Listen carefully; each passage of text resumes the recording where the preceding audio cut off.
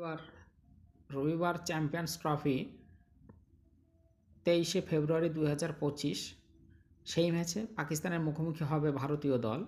এই ম্যাচ পাকিস্তানের কাছে ডু আর ডাই। নিউজিল্যান্ডের পর ভারতের কাছেও হেরে গেলে সমস্যা আরও বাড়বে পাকিস্তানের। বলা ভালো তারা প্রায় ছিটকেই যাবেন মোহাম্মদ রিজওয়ানরা।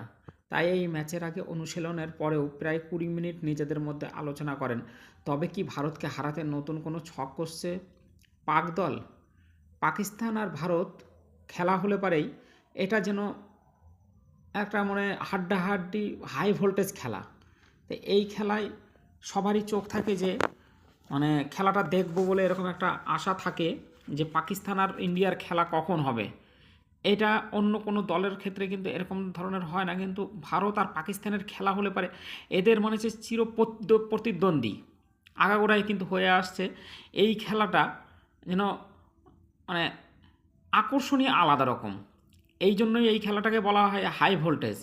পাকিস্তান কি তাহলে ভারতকে হারানোর জন্য কি পুরো অন্যরকম কোনো ছক কষছে যে পাকিস্তান যদি হেরে যায় নিজের দেশে, এইবার এই 30 বছর পর চ্যাম্পিয়ন্স ট্রফি চালু করেছে, সেখানটায় যদি পাকিস্তান যদি কোনো মানে সেমিফাইনালে যদি না যেতে পারে, পাকিস্তানের মানে এর মতন কিন্তু লজ্জার কোনো কিছু আর হয় না।